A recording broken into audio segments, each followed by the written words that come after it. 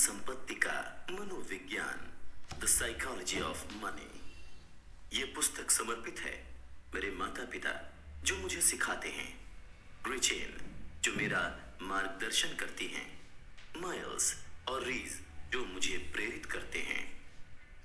पृथ्वी पर सबसे बड़ा प्रदर्शन मैंने अपने कॉलेज के वर्ष लॉस एंजलिस के एक बढ़िया होटल में सेवक के रूप में बिताए।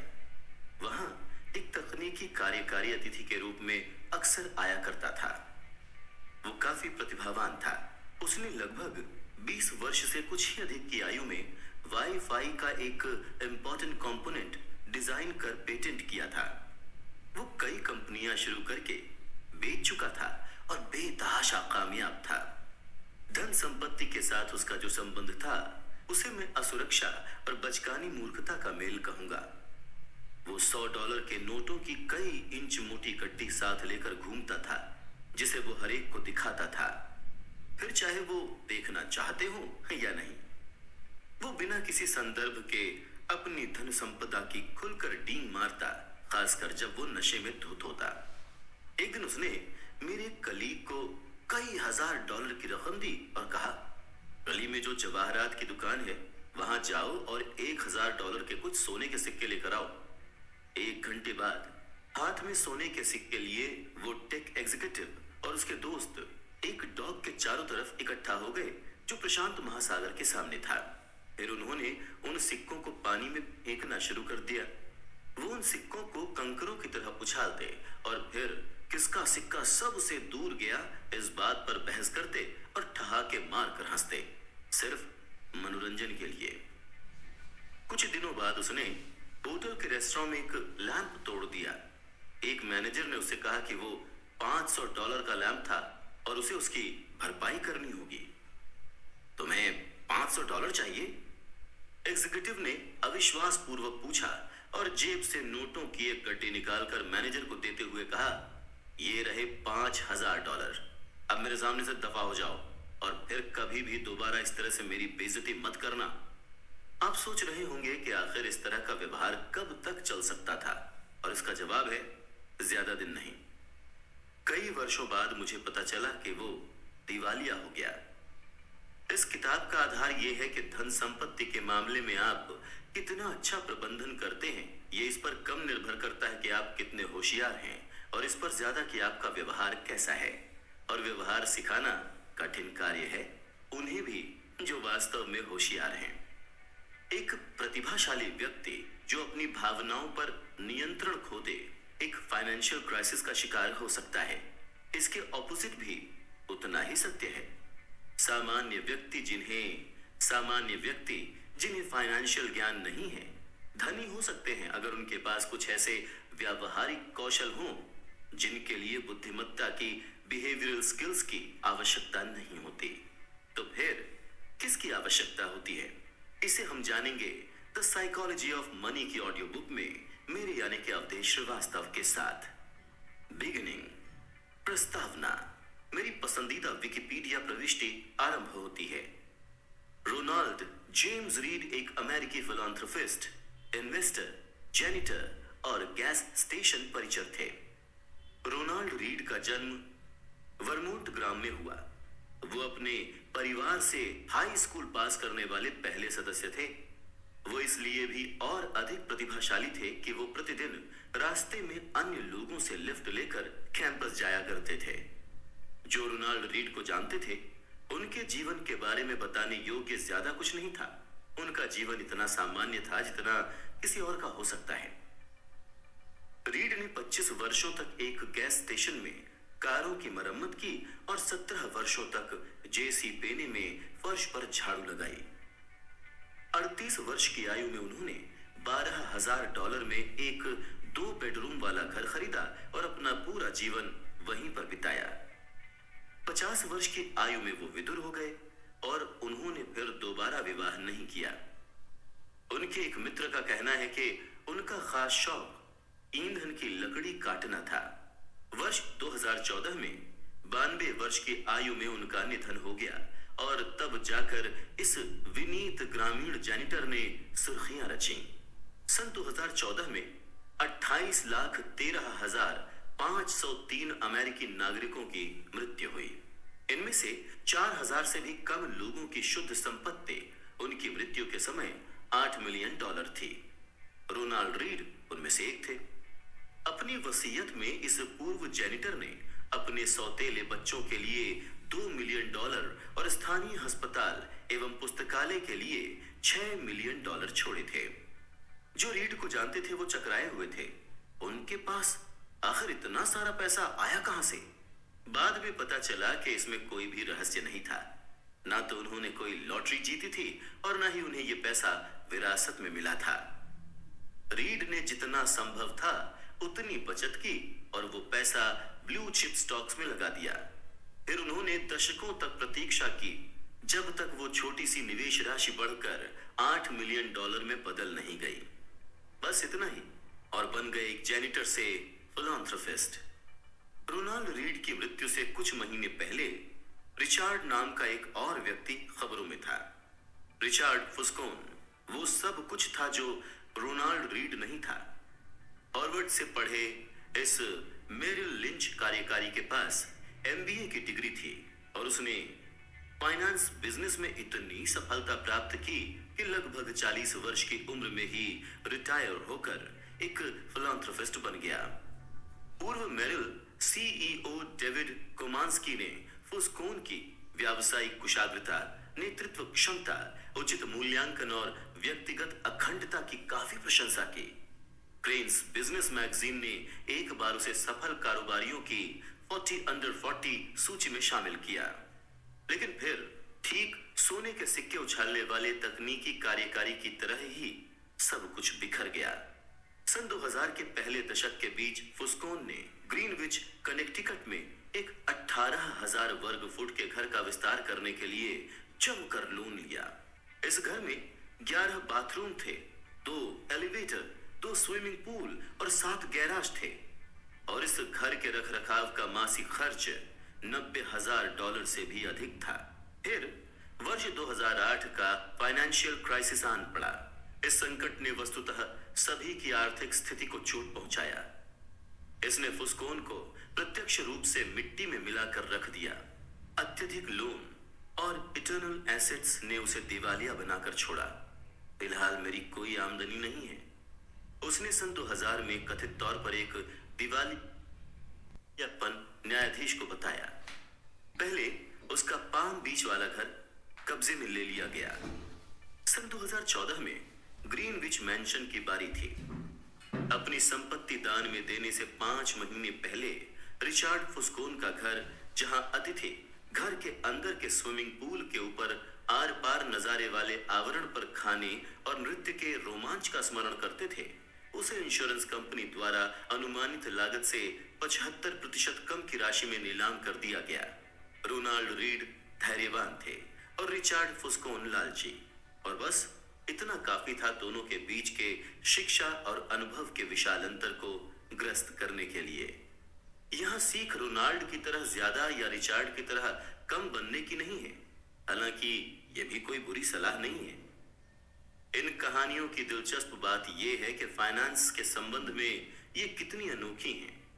ऐसा कौन सा दूसरा उद्योग है जिसमें एक ऐसा व्यक्ति जो किसी college degree, training, background, formal experience और संपर्कों के बिना किसी ऐसे को पछाड़ दे जिसके पास सर्वश्रेष्ठ शिक्षा, प्रशिक्षण और संपर्क हो? मैं ऐसा कोई और उद्योग नहीं सोच सकता। एक ऐसी कहानी की कल्पना करना जहां रोनाल्ड रीड किसी हार्वर्ड प्रशिक्षित सर्जन से बेहतर हार्ट सर्जरी कर सके, यह बिल्कुल असंभव है। या फिर श्रेष्ठ प्रशिक्षित आर्किटेक्ट से बेहतर गगनचुंबी इमारतें बना सके, ऐसी भी कभी कोई कहानी नहीं होगी जहां एक जेनिटर विश्व के किसी जाने माने परमाणु इंजीनियर को मात दे सके। लेकिन इन्वेस्टमेंट के क्षेत्र में ऐसी कहानियां होती हैं। रोनाल्ड रीड के रिचार्ड फुस्कोन का सहवर्ती होने के 2 स्पष्टीकरण हैं। पहला, फाइनेंशियल रिजल्ट्स भाग्य द्वारा संचालित होते हैं और इसका बुद्धिमत्ता एवं प्रयास से कोई संबंध नहीं होता। ये कुछ हद तक सच है और ये किताब इस पर विस्तार से चर्चा करेगी। यह दूसरा, और जो मेरे अनुसार अधिक सामान्य है, कि फाइनेंशियल सक्सेस कोई कठिन विज्ञान नहीं है। व्यावहारिक कौशल है जहां आप किसी प्रकार व्यवहार करते हैं। ये अधिक महत्वपूर्ण है बजाय इसके कि आप क्या जानते हैं।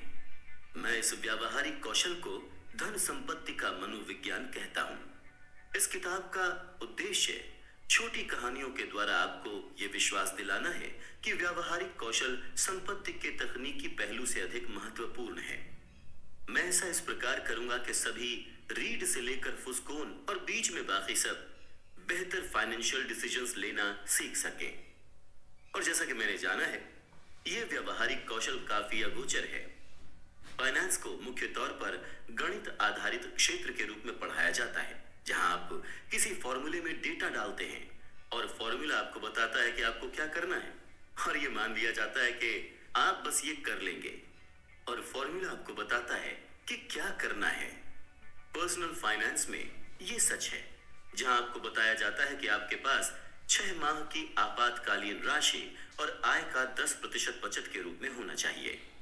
इन्वेस्टमेंट में यह सच है, जहां हमें इंटरेस्ट रेट और मूल्यांकन के बीच पहले से ही कोरिलेशन यथार्थ रूप में पता होता है। और यह कॉर्पोरेट फाइनेंस में भी लागू होता है, जहां सीएफओ पूंजी का सटीक मूल्य माप सकते हैं। ऐसा नहीं है कि इनमें से कोई भी बात बुरी या गलत है।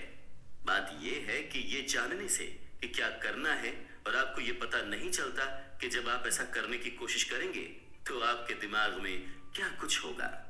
2 विषय ऐसे हैं जो सभी को प्रभावित करते हैं, फिर चाहे आप उसमें दिलचस्पी रखते हो या नहीं। स्वास्थ्य और धन। स्वास्थ्य सेवा उद्योग आधुनिक विज्ञान की एक विजय है, जिसमें विश्व भर में लाइफ एक्सपेक्टेंसी बढ़ रही है।